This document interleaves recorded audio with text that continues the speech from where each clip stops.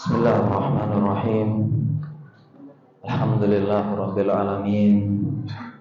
Wassalatu wassalamu ala asyrofil anbiya'i wal mursalin Muhammadin wa ala alihi wa sahbihi ajma'in. Amma ba'd. Para jamaah sekalian, jamaah salat maghrib dan isya yang semoga dirahmati dan disayangi oleh Allah Subhanahu wa taala. Assalamualaikum warahmatullahi wabarakatuh. Alhamdulillah, segala puja dan puji kepada Allah. Salawat dan salam kepada suri teladan kita Nabi Muhammad sallallahu alaihi wasallam. Para jemaah sekalian, insyaallah di kesempatan maghrib yang penuh berkah ini kita bahas tentang olahraga dan diet dalam Islam, insyaallah. Terkait dengan olahraga dan diet, ya, ini adalah dua dari empat pola hidup yang perlu kita perhatikan, ya. Jadi kalau kita ingin sehat, ada 4 pola hidup yang perlu kita perhatikan dan kita jaga. Dari pertama, pola gerak, olahraga. Yang kedua, pola makan, diet. Yang ketiga, pola tidur. Kemudian yang keempat, pola pikir. Kita akan bahas 2 sekarang, insyaallah, ya. Dan ternyata keempat pola ini semuanya ada dalam Islam, dasar-dasarnya, ya, baik itu pola gerak, olahraga maupun pola makan, diet, seperti itu. Kita mulai dari yang olahraga dulu mungkin, ya, karena dari 4 pola hidup sehat ini, ya, yang keempat-empatnya ini sebenarnya ada dalam Islam semuanya. Ada dalam sunnah, ya, dijelaskan prinsip-prinsip dasarnya ada sebenarnya, ya. Dan kita mulai dari olahraga, ya, karena kalau dari 4 ini biasanya yang paling susah kita lakukan yaitu pola gerak ini, olahraga. Ini yang paling susah dan katanya males gitu, ya, 4 ini, ya, olahraga, pola gerak, ya, seperti itu. Terkait dengan sebelumnya terkait dengan sehat, ya, sebenarnya umat Islam itu paling berhak, ya, harus yang paling semangat menerapkan pola hidup sehat. Karena sehat itu perintah Allah sebenarnya. Ya, jadi kita diperintahkan untuk sehat. Nah, justru sebagaimana amal-amal ibadah lainnya kita diperintahkan sholat, kita perintahkan sedekah, dan sehat ini pun kita diperintahkan oleh Allah Subhanahu wa taala dari dalil-dalil yang banyak, ya. Bahkan kenapa diperintahkan? Karena ada ibadah yang butuh dengan kesehatan, butuh stamina, vitalitas, endurance ketika melakukan ibadah tersebut. Kalau kita lihat beberapa dalil-dalil, misalnya hadis Nabi SAW, al-mu'minul qawi khairun wa ahabbu ilallah minal mu'minid dhaif. Mukmin yang kuat itu lebih baik dan lebih Allah cintai daripada mukmin yang lemah. Sebagian dari kita memahami di situ qawi di situ qawiyul iman, ya. Ternyata beberapa ulama juga menjelaskan hadis itu qawi di situ ternyata qawiyul badan yang kuat. Demikian juga bukan hanya perintah, bahkan kita diminta untuk berdoa agar tetap sehat. Kalau tadi motivasi supaya sehat, yang lebih baik dan lebih Allah cintai, sekarang motivasi berupa kita berdoa pun minta sehat, ya. Sebagaimana hadis Nabi sallallahu alaihi wasallam, is'alu al-afwa wal afiyah. Mohonlah kepada Allah al-afwa, pengampunan, wal afiyah. Wal afiyah di sini ya, lanjutan hadisnya, fa inna ahadan lam yu'ta ba'dal yaqini khairun minal afiyah. Karena seseorang tidaklah diberikan karunia yang lebih baik, yaitu afiyah. Dan para ulama menjelaskan afiyah di sini secara terjemah memang keselamatan. Keselamatan dunia dan akhirat, dan ternyata keselamatan badan juga termasuk, yaitu kesehatan. Kita diminta untuk supaya menyiapkan kesehatan. Ya, jadi sebagaimana kita pahami, kita diperintahkan sedekah, sholat, zakat. Ternyata untuk sehat pun kita itu diperintahkan sehat. Makanya harusnya kita yang paling semangat ya, menjaga kesehatan dengan memperhatikan hal-hal sederhana dalam 4 hal ini, 4 pola ini. Yang 4 pola hidup ini sudah ada dasar-dasarnya dalam Islam. Kemudian kenapa bisa juga ya? Kenapa juga diperintahkan ya? Sebagaimana yang kita sampaikan di awal tadi, karena beberapa ibadah itu butuh tenaga dan butuh kesehatan serta badan yang fit. Ya, yang tidak mungkin kalau enggak. Contoh misalnya, kalau ulama dulu mungkin sholat sampai 100 rakaat ya. Bahkan Imam Ahmad 1000 rakaat sholatnya. Itu tidak mungkin kalau tidak punya badan yang fit. Ya, tidak mungkin. Kemudian para ulama juga pergi safar ya. Safar mencari ilmu. Itu tidak mungkin bisa kalau badan mereka tidak fit dan kuat. Safar ya. Ya, terlebih safar di zaman dulu kan hadisnya as-safaru qit'atun minal adzab. Safar bagian dari azab. Kita aja gitu ya, jemaah. Kita aja yang sekarang ya sudah dipermudah ya. Ada mobil, motor, ya, kemudian juga nggak perlu tenteng-tenteng barang gitu ya. Kemudian apalagi naik pesawat. Itu pun kita mau mudik, mau apa udah ngeluh-ngeluh gitu ya. Capek lah, macet lah, padahal ya duduk doang gitu ya. Sedangkan zaman dulu para ulama safar ya, melewati gurun, melewati hutan, dingin, panas ya. Bawaannya banyak, ya lelah, dan itu jalan. Itu mau tidak mau butuh tenaga yang kuat, fit, stamina. Ya. Kemudian juga ibadah-ibadah lain, contohnya yang paling butuh tenaga itu adalah haji dan umroh. Insya Allah para jamaah yang sudah pernah haji dan umroh paham pasti ya, butuh kira-kira tidak? Ya, yang belum ya semoga dimudahkan Allah ya segera mungkin ya. Karena haji dan umroh Masya Allah ya, itu harus butuh tenaga fit, haji sama umroh. Ya, nanti jalan terus, kurang tidur, jalan.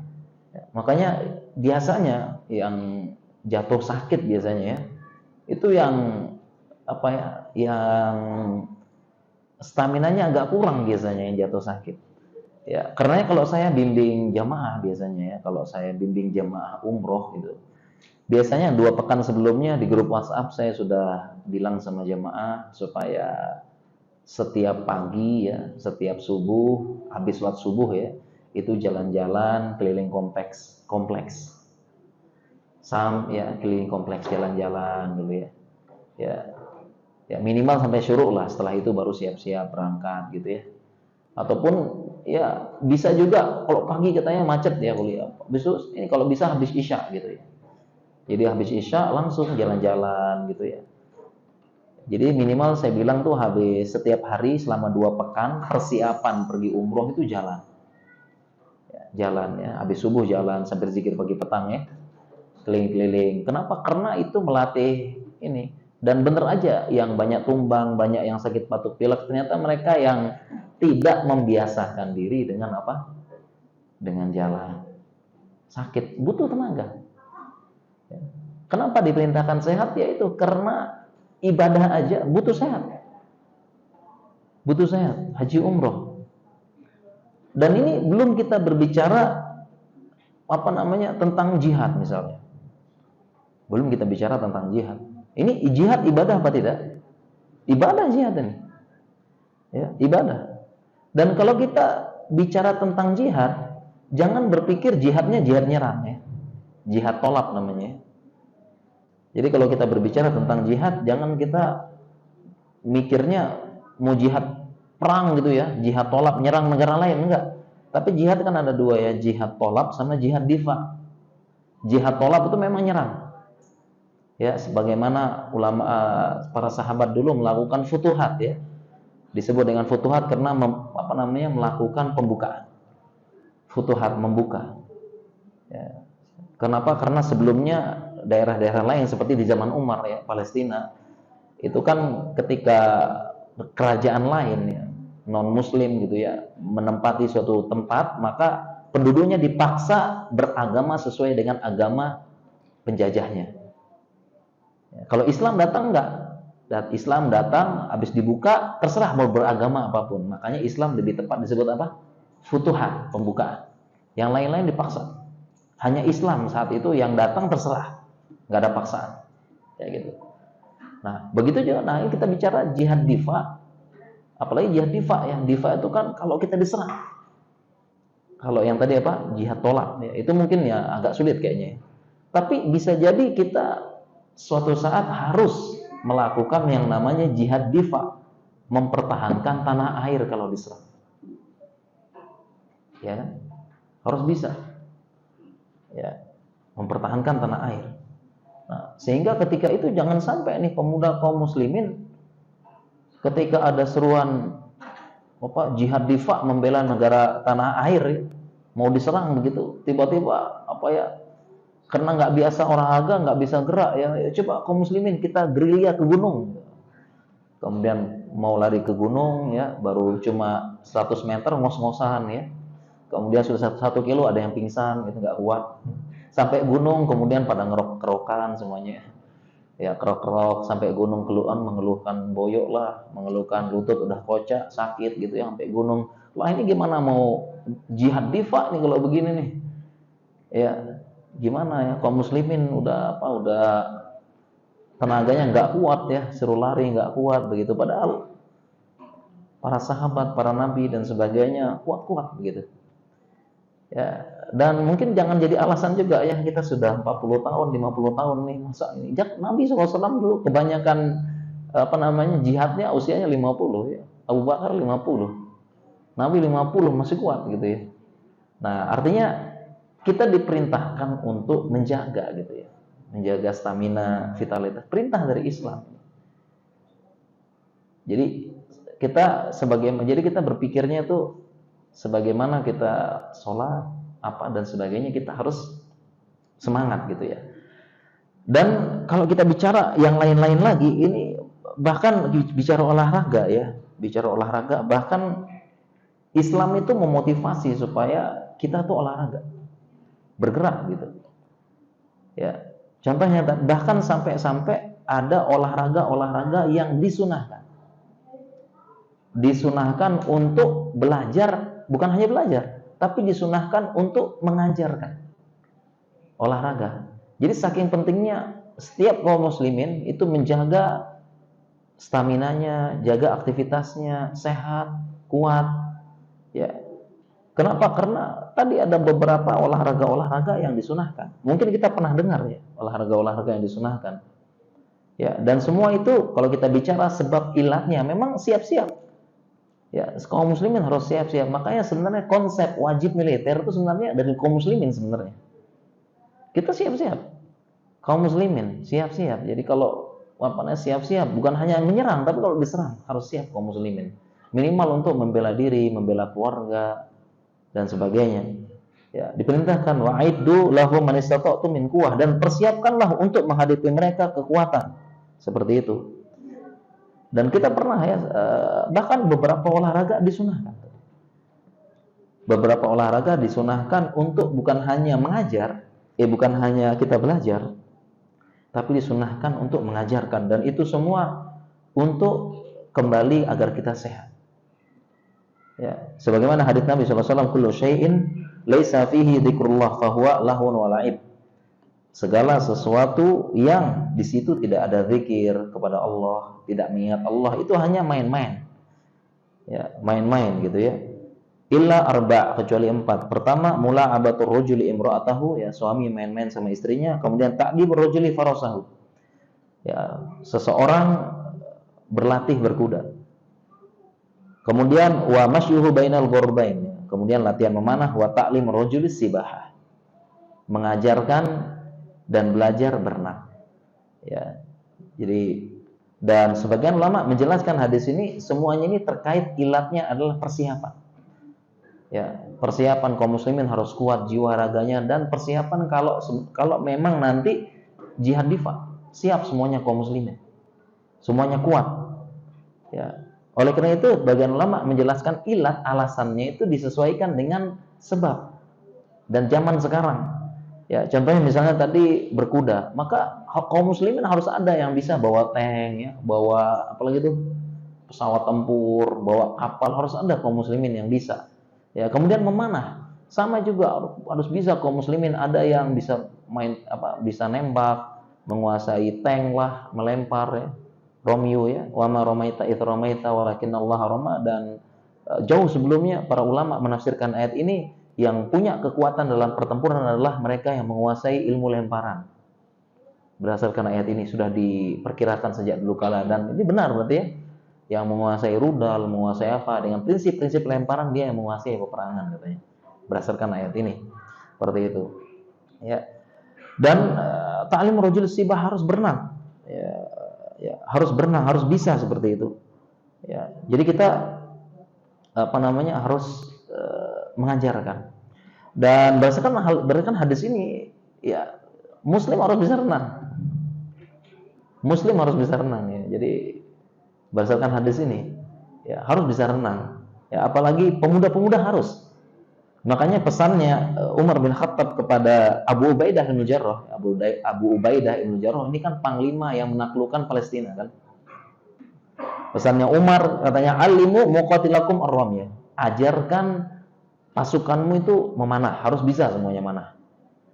Ya, wa alimu gilmanakum al-ghum, dan ajarkan anak-anak kalian berenang. Diajarkan. Jadi kaum muslimin harus bisa renang. Harus. Ya, ini karena perintah, disunahkan ini. Bukan hanya belajar, mengajarkan. Ya, bukan hanya belajar tapi mengajarkan. Bisa renang. Dan kalau kita bahas renang ini, berenang ini adalah olahraga yang paling aman untuk semua usia. Berenang. Ya, sudah sunnah, olahraga yang paling aman untuk semua usia dan semua beberapa penderita, dan paling efektif. Kenapa paling efektif? Karena olahraga renang yang paling melibatkan semua sendi. Jadi pertama udah sunnah, kemudian yang kedua paling efektif, karena olahraga renang yang hampir melibatkan semua sendi itu cukup renang. Coba aja kita renang, ya, biar jemaah, ya, renang, ya. Apalah gaya apa biasanya? Gaya punggung, ya. Gaya ini. Tangan gerak nggak? Jelas maksudnya. Kaki jelas. Bahkan jari bergerak. Sekarang kepala gerak nggak? Gerak. Leher gerak nggak? Ya. Hampir semua sendi bergerak dalam olahraga renang.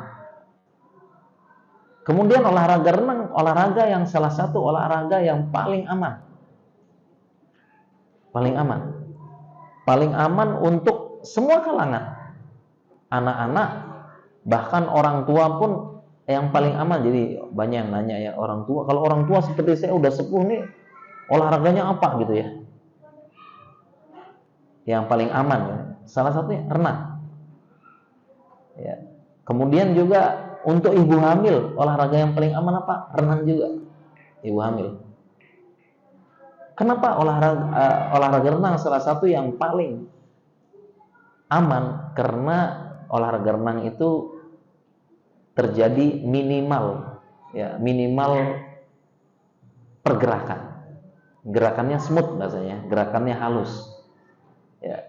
Satu-satunya renang yang gerakannya pelan-pelan dan paling rentan, paling minimal dari kerentanan cedera itu renang, ya. Karena gerakannya pelan, tidak kasar. Coba aja ya olahraganya futsal, bola ya bisa patah kadang-kadang ya. Olahraganya apalagi tuh badminton ya. Kalau nyemes kan lumayan gitu Pak ya. Apalagi olahraga apalagi ya yang semuanya tuh rentan, rentan ya. Tapi renang paling aman. Dan juga paling efektif, ditambah efektif lagi renang ditambah dengan olahraga pernapasan. Ya kan? Lengkap ya Pak ya. Tambah dengan olahraga apa? Pernapasan. Ya, nggak mungkin kan apa namanya pas renang itu napasnya gini ya. Ditahan kan ya. Nah, itu kan juga melatih apa? Paru-paru. Ya, jantung, paru-paru. Jadi paling aman. Ya. Makanya pesan Umar tadi ajarkan semuanya. Ajarkan pasukan, ajarkan bahkan anak-anak ajarkan renang. Pesan Umar kepada Abu Ubaidah Ibnu Jarrah. Ya, panglima yang menaklukkan Palestina. Dan saya pun demikian, makanya dulu saya di Jogja ini berjamaah ya. Setelah baca hadis ini ya, anak-anak suruh renang, sunnah ya. Kita belajar dan mengajarkan bahkan. Ya. Dulu saya kalau di Jogja gitu ya, ada di Jogja itu ada kolam renang yang bisa kita sewa private. Keluarga di Jogja ada beberapa kolam renang.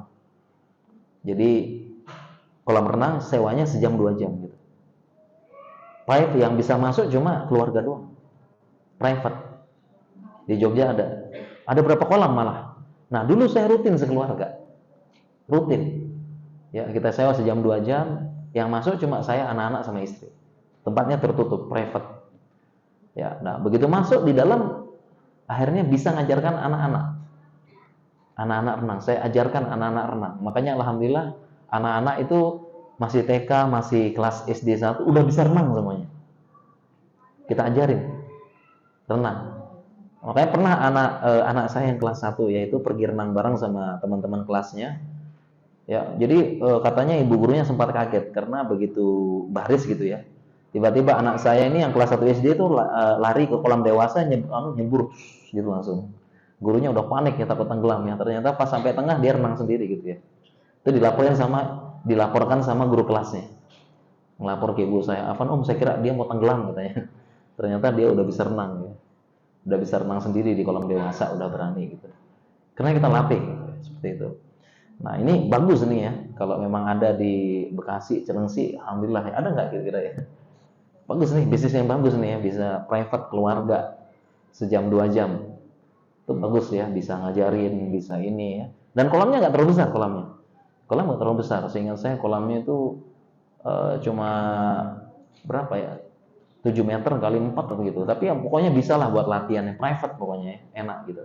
Keluarga. Seperti itu. Nah, ini kita bicara olahraga ya, apa aja Mas kalian. Nah, sekarang kita tahu nih, olahraga itu kan perintah Islam. Nah, perintah Islam, ya, olahraga, ya, fit ya, dan sebagainya. Apalagi di zaman sekarang nih sangat perlu kita ya.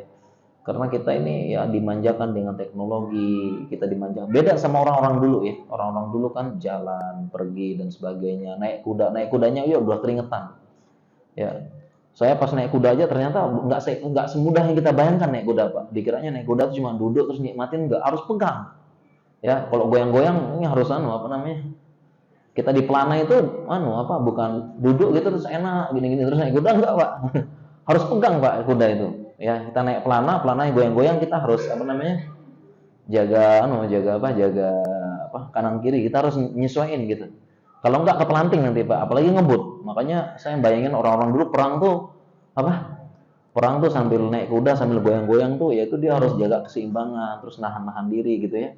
Nggak gampang gitu. Ya, cuma naik biasa doang tuh harus megang pelananya, harus kita nyesuaiin, itu butuh otot kita harus bagus gitu ya. Dan keseimbangan bagus. Makanya disebut olahraga makanya. Kayak gitu. Nah, setelah tahu ya olahraga ini sangat penting. Jadi pertama apa yang menyebabkan kita kan sudah tahu nih ya olahraga sangat perlu ya zaman ini ya, jaga stamina, dan itu sangat bermanfaat ya.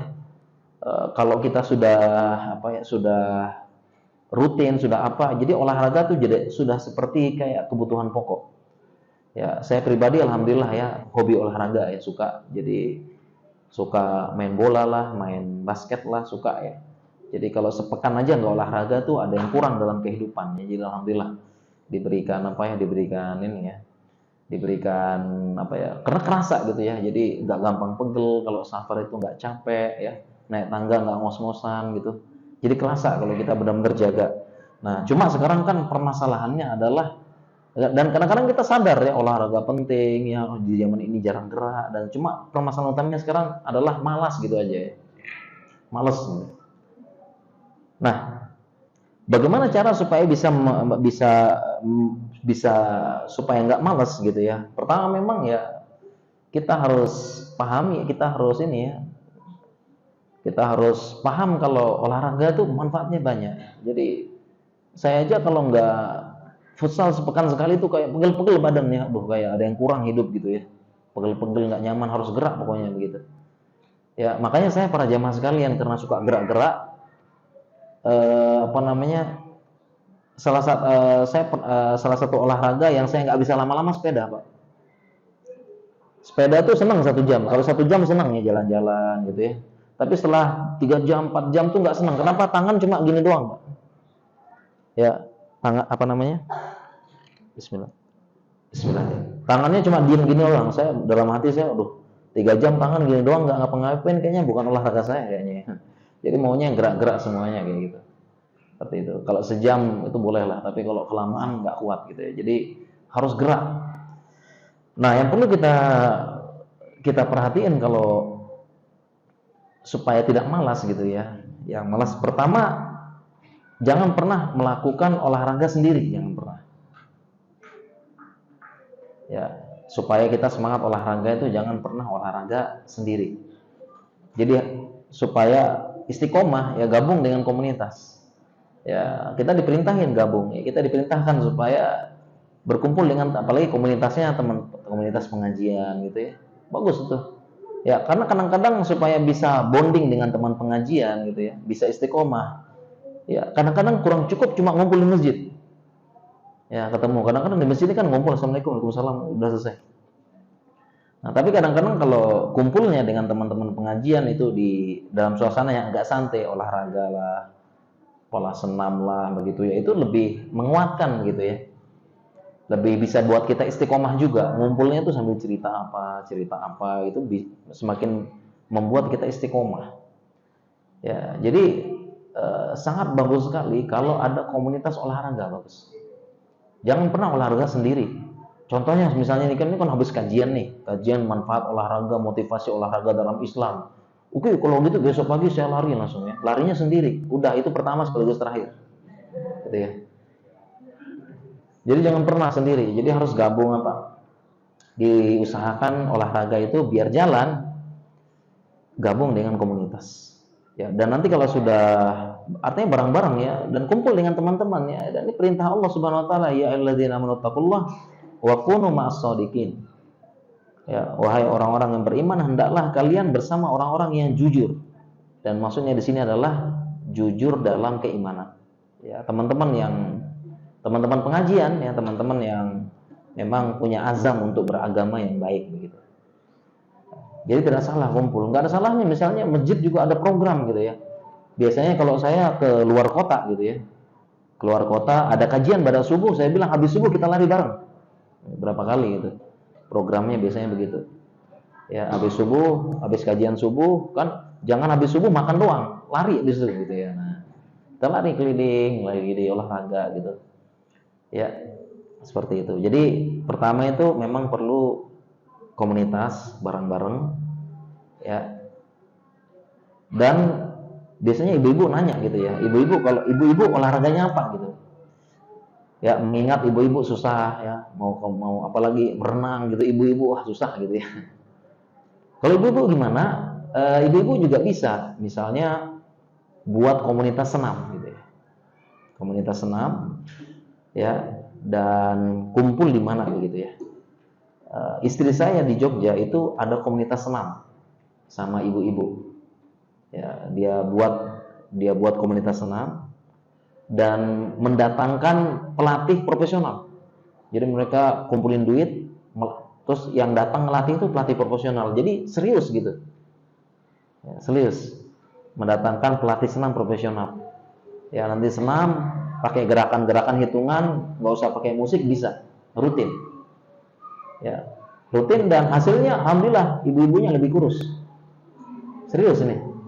Ya daripada ngumpul-ngumpul cuma ngobrol, ya apa gitu. Tapi tadi kumpul, ya apa ya sebenarnya patungan mendatangkan pelatih senam profesional. Jadi pas datang ke sana benar-benar dia dilatih secara profesional, dikumpulkan. Dan informasinya lebih sehat, lebih fit, lebih baik ya ibu-ibu. Dan yang saya lihat ya istri saya makin kurus terus, alhamdulillah. Karena rutin, insya Allah ya rutin gerak gitu ya, seperti itu. Jadi itu pertama supaya bisa apa? Supaya bisa istiqomah. Jangan pernah olahraga sendiri di zaman ini ya. Ya, untuk beragama aja butuh teman ya. Apalagi urusan dunia gitu ya, harus juga berkumpul ya. Komunitas apalah gitu ya, ada pada apa namanya? Pada buat apa namanya? Buat badminton dan sebagainya atau tenis meja. Dulu saya zaman kuliah ya. Kuliah itu saya jadi takmir di masjid fakultas kedokteran ya, pengurus masjidnya gitu ya. Jadi kita sepakat beli tenis meja. Jadi tiap sore main di halaman masjid gitu ya. Ya itu olahraga gitu. Olahraga dan tenis meja salah satu yang aman ya. Tenis meja salah satu olahraga yang aman buat 40 ke atas. Aman karena dia minimal gerakan ya. Kalau badminton agak berat ya. Tenis meja tinggal taruh gitu, tinggal kita beli, kita masukkan ke ruang takmir ya, kita keluarin, lipat, main terus gitu. Olahraga ya. Seneng. Kemudian yang kedua, kalau terkait dengan olahraga ya, tadi kan jangan sendiri-sendiri ya. Kan kuncinya kan olahraga kan yang paling berat kan males gitu ya. Males. Tadi udah pertama ya. Jangan pernah olahraga sendiri, harus gabung komunitas. Ibu-ibu juga bisa tadi ya, misalnya kalau istri saya dulu 2 sampai 3 pekan, 3 kali sepekan, 2 sampai 3 kali sepekan mereka senam gitu. Biasanya pagi-pagi sih ibu. Habis ngantar, jadi kan gini ya, ibu-ibu ngantar anak, udah pergi senam. Habis pulang senam, jemput anak-anak gitu ya, jam 11, jam 10 gitu ya, kayak gitu. Kemudian yang kedua, olahraganya sesuai dengan passion bahasanya, apa yang disukai. Jangan sampai terpaksa. Pokoknya yang suka apapun itu, yang suka renang silahkan, yang suka badminton, suka tenis meja, ya ibu-ibu mau yang suka apa gitu ya, silahkan. Yang penting sesuai dengan passion. Karena prinsip dari olahraga adalah keluar hormon endorfin namanya. Jadi prinsip dari olahraga itu keluar apa? Hormon endorfin yang membuat kita senang, bahagia. Dengan keluarnya hormon endorfin inilah yang membuat kita tuh bergerak itu nggak capek, senang, kayak begitu. Ya, jadi sesuai dengan harus olahraga sesuai passion. Yang suka sepeda nggak masalah. Yang suka apa gitu, pilih yang sesuai passion. Jangan sampai terpaksa. Sesuai dengan disuka. Kalau saya terus terang sepeda terlalu lama nggak bisa saya. Malah adrenalin yang keluar, hormon stres. Karena apa namanya? Kalau saya tuh apa ya, tangannya diem doang itu kayak apa ya? Aduh, ini udah 3 jam tangan kok gini doang di depan gitu ya, nggak gerak-gerak. Kayaknya bukan tipe olahraga saya gitu ya. Saya yang gerak-gerak pokoknya gitu ya. Sesuai passion. Jadi harus keluar hormon endorfin namanya. Hormon endorfin, hormon yang bikin senang dan bikin kita kuat. Ya, makanya saya misalnya kalau saya pribadi ya, misalnya kan suka main bola tuh ya. Main bola, main futsal itu 2 jam nggak diganti-ganti masih bisa. 2 jam nonstop nggak diganti masih bisa. Nggak diganti itu. Masih bisa saya. Karena senang. Endorfin keluar. Tapi yang heran waktu saya ngantar istri belanja nggak kuat saya jalan-jalan. Padahal pas ngantar istri belanja nggak kuat. Padahal sama padahal. 2 jam main futsal nggak diganti-ganti masih kuat. Karena senangnya itu ya. Senangnya, bahagia. Padahal itu lari sana, lari sini begitu. Tapi ngantar istri belanja, padahal cuma jalan nggak kuat sih. Karena yang keluar hormon adrenalin, stres gitu kan. Jadi kalau nganter tuh cari mana dulu nih. Bangkunya mana nih bangkunya nih. Ya kan stres gitu ya. Kalau saya tipe-tipe yang kalau belanja tuh lihat, pakai, cocok, beli gitu ya. Gitu. Kemudian dikomentari sama istri, nggak seru banget katanya. Mana lagi ya, gitu ya.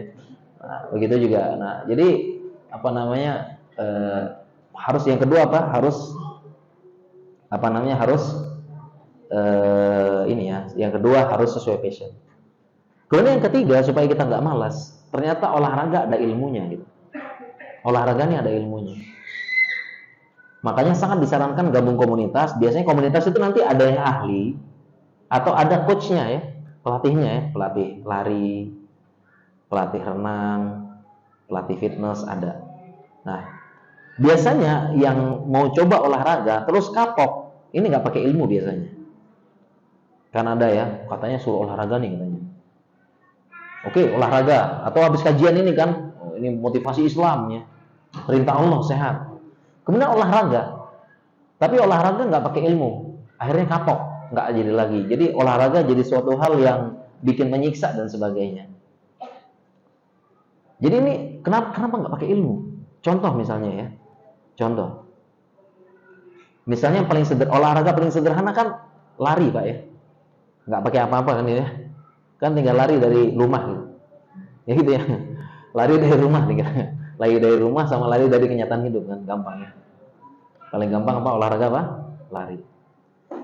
Nah biasanya orang yang nggak pakai ilmu kapok langsung, ini buat apa lari nih? Capek, lelah, ngos-ngosan, tersiksa saya. Tapi bagi orang yang ini perdana, jadi kebanyakan orang itu yang olahraga kan baru dapat motivasi, olahraga nggak pakai ilmu kapok langsung nggak olahraga lagi. Makanya harus pakai ilmu. Saya contohkan tadi lari, banyak yang coba, oh kalau gitu kita coba lari deh, main lari-lari aja apa, ya begitu, oke kita olahraga, besok lari, dia lari terus, targetnya 5 kilo, langsung lari terus ya, itu langsung ngos-ngosan, mau pingsan, capek, kapok. Nggak olahraga lagi, harusnya pakai ilmu. Semua olahraga kalau ada pakai ilmunya, itu bikin kita senang, bahkan ketagihan. Contoh lari aja ya, lari. Ya ini lari beneran Pak ya. Jadi lari itu kalau kita pakai ilmunya itu nyaman sekali. Pertama lari harus pakai pemanasan. Pemanasan pelan-pelan dulu Pak. Kemudian yang kedua, lari ini mau idealnya ada heart rate-nya, ada kita hitung detak jantung. Kemudian yang ketiga, kalau lari itu untuk pemula yang penting gerak dulu. Ya, gerak ya. Jadi dia lari pelan-pelan aja gerak. Pelan-pelan lari. Ada ilmunya memang ya. Karena bedanya lari sama jalan itu adalah ada fase melayang. Lari gitu ya. Dengan pemanasan dulu, kemudian lari ya. Itu nanti kerasa badan seperti dipijit. Jadi kalau larinya benar itu lari ya. Jadi pemanasan dulu terus lari pelan-pelan gitu ya. Apalagi bagi pemula, pelan-pelan aja larinya dengan ada pengaturan napas. Nanti lari itu kayak dipijit badannya Pak, dipijit ya, lama-lama enak. Lari pelan-pelan gitu, jalan dan sebagainya. Jadi ada ilmunya semuanya. Ya semuanya itu ada ilmunya. Bahkan jadi kebutuhan. Ya kebutuhan jadi harus olahraga, harus apa seperti itu. Ya. Jadi intinya yang bikin kita malas olahraga nih supaya kita olahraga dan itu untuk kesehatan juga ya. Pertama olahraganya sendiri, nggak ada komunitas. Terus yang kedua tidak sesuai passion, ikut-ikutan doang ya, teman-teman goes kita ikut goes, padahal nggak suka goes, jangan. Teman-teman apa ikut-ikutan, pokoknya fashion seneng. Yang ketiga pakai ilmu. Bener kalau pakai ilmu nanti ini banyak teman-teman dulu nggak suka olahraga lari, tapi ketika gabung kemudian diajarin teknik yang benar, ketagihan lari malah. Ya tadi lari dari rumah ya, beneran tapi dari rumah kan bener kan, lari dari istri jangan ya, lari ya beneran akhirnya suka. Ya ibu-ibu juga sama. Ya jadi kalau mendatangkan pelatih senam yang profesional, itu nanti dia akan ketagihan senam. Kenapa? Setelah senam itu banyak manfaat ya, nggak capek, nggak pegel, nggak apa ya. Kemudian juga hydrate, kemudian lebih seger dan sebagainya. Jadi malah apa namanya? Jadi lebih stabil gitu ya, fisik dan sebagainya seperti itu. Ya. Jadi harus pakai apa? Harus pakai ini. Kemudian yang selanjutnya tadi dari bertahap ya. Bertahap nanti coachnya ataupun ahlinya itu ngajarin bagaimana cara bertahap. Ya. Contoh pernah ada ibu-ibu nih ceritanya ya, ibu-ibu ikut senam. Cuma begitu ikut senam, dia ikut senamnya yang langsung agak advance, kapok dia langsung udah nyerah, saya nggak mau senam lagi katanya. Karena apa? Tidak bertahan. Makanya itu pentingnya, ternyata olahraga juga ada ilmunya. Kalau sesuai dengan ilmunya, dilatih oleh yang profesional, itu menjadi olahraga yang baik, menyenangkan, bahkan bikin kita ketagihan. Kenapa? Kita merasakan manfaat luar biasa. Manfaatnya jadi kuat, stamina, ya, jarang batuk-batuk, ya. Kemudian kita terhindar dari penyakit degeneratif, ya, Jadi bahkan kita sampai punya anekdot ini, mohon maaf ya, anekdot dari penyakit degeneratif ya. Ada anekdotnya tuh, bila kalau penyakit degeneratif, nyender dikit, ya, ini nyender dikit, ngantuk, berdiri dikit, pegel, duduk bersila dikit, kesemutan, manis dikit, diabetes, asin dikit, darah tinggi, pedas dikit, diare, asam dikit, sakit perut, lemak dikit, kolesterol, baru dingin dikit, batuk-batuk. Ini penyakit degeneratif. Ya, baru dikit-dikit sudah banyak keluhan gitu ya. Nah, dengan kita olahraga rutin, ya, kita bergerak, dan ini motivasi Islam, ya, insya Allah kita bisa menghindari itu semua seperti itu ya. Baik, ini tentang olahraga begitu ya. Tapi kita 5 menit lagi azan kayaknya nih ya. Karena kita bahas judulnya olahraga sama diet, ya, kita bahas dikit tentang makanan. Nah, sebenarnya dalam Islam kalau kita ngomong tentang makanan, ajaran Islam simple banget. Nggak rumit-rumit Islam tentang makanan. Karena Allah berfirman, kulu washrobu wala tusrifu. Simple. Kulu washrobu wala tusrifu. Makan dan minumlah, jangan berlebihan. Itu firman Allah dalam Al-Quran. Jadi sebenarnya Islam simple sebenarnya kalau masalah makanan. Jadi selama makanan itu halalan, thayyibah, makan. Asalkan jangan berlebihan. Ya, dan tidak perlu sampai terlalu khawatir berlebihan ya, sampai level menganggap ini racun. Sebenarnya nggak perlu. Karena kulu washrabu wala tusrifu, makan minum jangan berlebihan. Simple. Oleh karena itu kalau saya pribadi, ya, berdasarkan ayat ini, saya pribadi sampai sekarang nggak ada pantangan makanan, alhamdulillah. Cuma kita jangan berlebihan, diatur. Dan kita kombinasikan bergerak juga olahraga. Tapi sebagian kita kan kadang-kadang nih, terutama ibu-ibu kan punya apa ya? Ibu-ibu dan emak-emak ini punya berbagai macam aliran diet-diet gitu ya. Ada yang nggak makan nasi, nggak makan tepung, nggak makan gula, nggak makan gorengan, nggak makan ini, begitu ya. Kenapa takut katanya? Ya, padahal Islam simple. Kulu washrobu wala tusrifu. Makan minum yang penting nggak berlebihan aja. Ya, sehingga kalau ditanya boleh nggak makan gorengan ya? Boleh nggak makan gorengan jemaah? Boleh gitu. Boleh. Yang penting jangan berlebihan aja. Apalagi makan gorengan menemani zikir pagi petang kan? Ya, zikir pagi petang makannya menemani goreng gitu ya. Ini nggak boleh ya tiap pas. Boleh aja, jangan berlebihan gitu. Ya, makan nasi boleh nggak? Boleh makan nasi. Ya, tapi ada saya nggak makan nasi, bahaya gitu ya. Kita azan dulu Pak ya, insyaallah. Kita silakan azan dulu ya.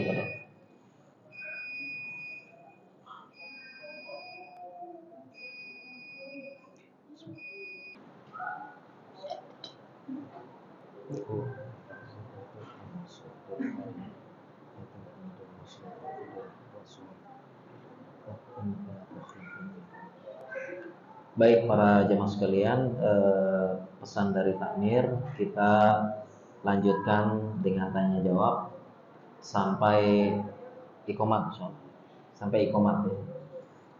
Baik, ada beberapa pertanyaan, mudah-mudahan saya bisa menjawabnya insyaallah.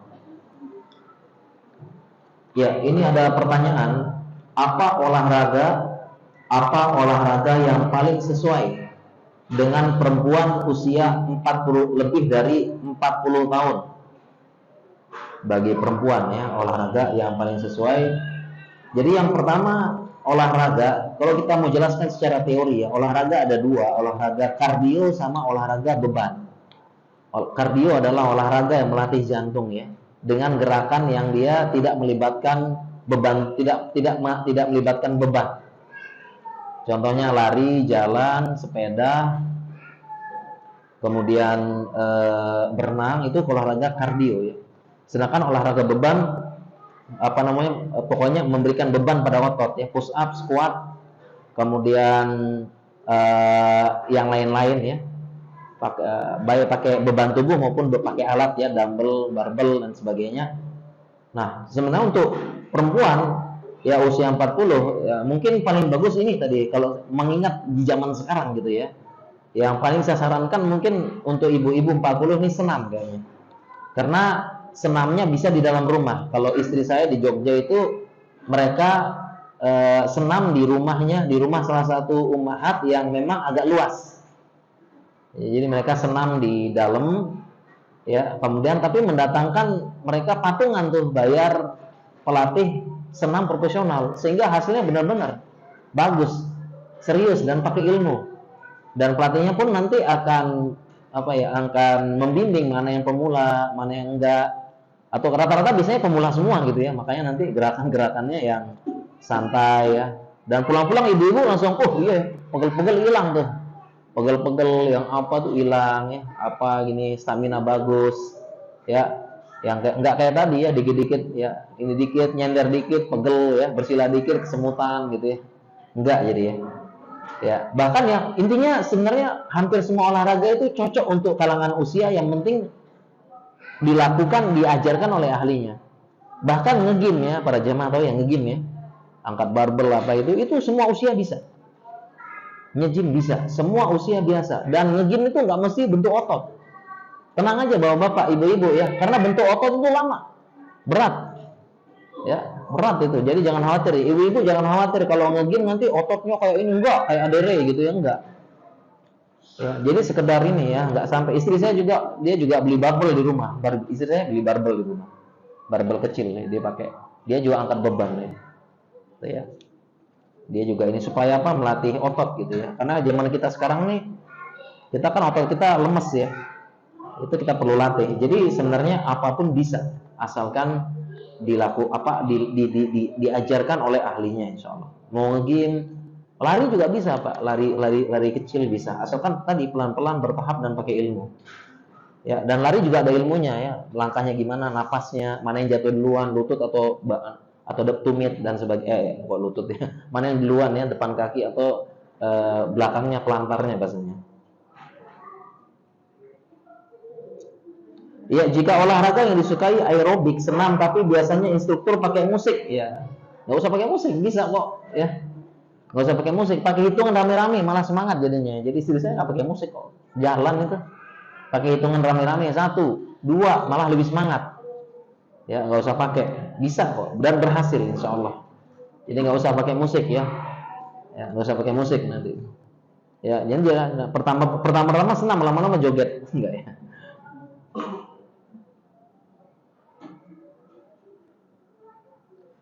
Pengalaman yang terjadi di komunitas senam itu gabungan dengan non-muslim dan instruktur merekam kegiatan di-share di grup WhatsApp. Nah, makanya kita buat komunitas sendiri gitu. Ya, jadi ini kan pengalaman katanya ibu-ibu senamnya gabung dengan non-muslim kemudian direkam. Makanya kita buat komunitas sendiri gitu ya, komunitas pengajian ibu-ibu yang udah paham gitu. Ya apalagi patungan membayar instruktur yang profesional. Ya instrukturnya kan manut aja sama yang bayar gitu kan.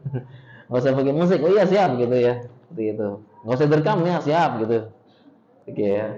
Kalaupun rekam kan hanya untuk konsumsi pribadi di grup WhatsApp gitu ya, supaya tahu gerakannya benar apa enggak gitu. Jadi insya Allah bisa ya. Ini mudah-mudahan ibu-ibu ya di sini adalah gitu ya. Jadi sehat dan insya Allah kalau dilatih ahlinya, ingat ya. Poinnya adalah yang latih itu ahlinya profesional, itu hasilnya benar-benar. Karena kadang-kadang olahraganya itu bareng-bareng nggak ada yang latih, gerak-gerak sendiri, ini sendiri, akhirnya kapok semuanya gitu ya, kapok rame-rame.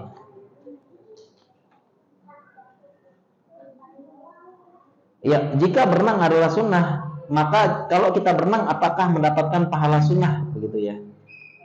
Jadi berenang, sebagian ulama mengatakan renang itu ada penekanan, sebagian ulama renang itu yang disunahkan adalah belajar dan mengajarkannya.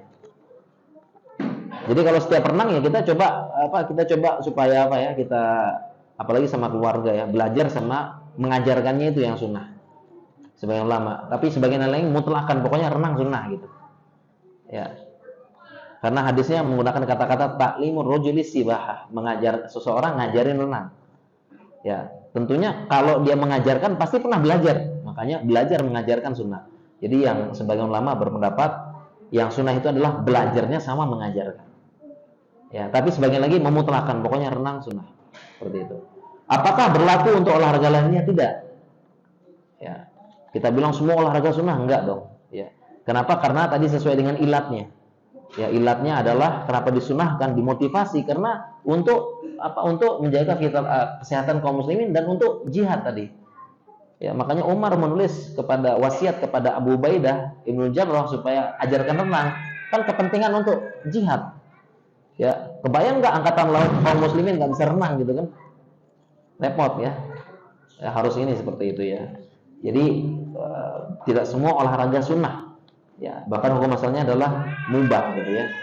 Tetapi kalau kita niatkan itu semua untuk melaksanakan perintah Allah supaya sehat, karena sehat itu perintah Allah.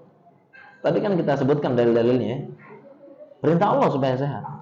Lebih Allah cintai, lebih baik. Nah, itu kan perintah. Ya. Nah, kalau kita niatkan untuk melaksanakan perintah Allah sehat, maka berlaku kaidah al-wasailu laha ahkamul maqasid. Hukum wasilah sebagaimana dengan tujuan.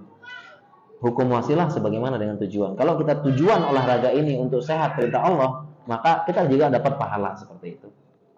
Ya, seperti itu. Jadi pokoknya kita niatkan gitu ya. Niatkan untuk dapat pahala.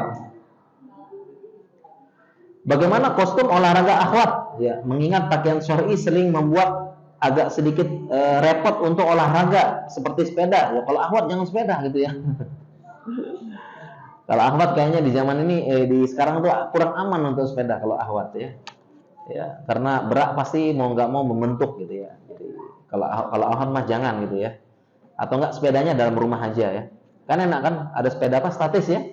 Ya sambil itu sambil nonton kajian, sambil apa kan lumayan tuh. Ya kan? Sepeda statis ya, sampai biasanya kan pada beli TV besar di rumah kan, ya udah sambil goes ringan gitu. Dan itu ada ilmunya semuanya. Bagaimana caranya, gerakannya, tinggi sadelnya, itu ada ilmu, pakai ilmu makanya. Tinggi sadelnya kan bisa diatur ya. Itu ada ilmunya. Bagaimana yang benar supaya nggak cedera, supaya nggak capek, supaya enak. Itu ada ilmunya. Ya, makanya itu sambil goes depan itu ya, goes sambil nonton TV besar kan, nonton kajian, nonton hal-hal bermanfaat. Ya kan? Daripada cuma nonton doang, atau sambil goes sambil pegang sambil WhatsAppan kan bagus ya. Sambil goes ringan aja gitu. Goes ringan ya. Bergerak kakinya pelan-pelan sambil WhatsAppan ya. Bagus daripada cuma baring doang WhatsAppan gitu. Ya, bisa gitu. Jadi yang lebih aman ibu-ibu ya. Bisa gitu ya. Ya, atau workout di rumah juga bisa ya, workout gerakan. Jadi setelah diajarkan senamnya itu nanti di rumah bisa lakukan sendiri ya, 5-10 menit. Ya, seperti itu ya. Insya Allah bisa. Ya. Kita udah azan, komat belum ya? Belum ya? Belum. Alhamdulillah. Oke, kemudian lanjutan. Apakah ada larangan minum es teh manis? Ya, dilarang kan nih jamaah? Hah? Alah, ini teh kan ya, saya minum dulu ya. Teh nih, cuma nggak dingin aja ya.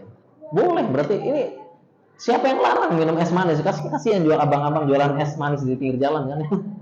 Kalau kita samperin, bang haram bang. Kalau kasihan ini. Siapa yang bilang ya? Jadi nggak ada ya, insyaallah. Larangan dalam Islam nggak ada. Secara medis pun nggak apa-apa minum es teh manis, nggak ada. Yang penting tadi apa? Kulu washrabu wala tusrifu. Makan minum jangan berlebihan kan gitu. Ya. Hanya saja ini kan ada manis pakai gula. Nah, dalam ilmu kedokteran juga gula juga memang boleh tapi jangan berlebihan. Bahkan tubuh kita butuh glukosa. Butuh tubuh kita. Butuh glukosa. Jadi jangan anti sama gula. Cuma jangan berlebihan aja. Pertama, Al-Quran ngomong gitu, kulu washrabu wala tusrifu. Yang kedua, dalam ilmu medis, untuk orang dewasa maksimal gula sehari 50 gram. Maksimal 50 gram itu adalah 2 sendok 10 itu sama dengan 1 sendok makan full. Kita punya 1 sendok makan ya. 1 sendok makan ya. Kemudian kita ambil gula itu full segitu, itu 10 gram. Jadi sehari diusahakan maksimal berapa? 5 sendok.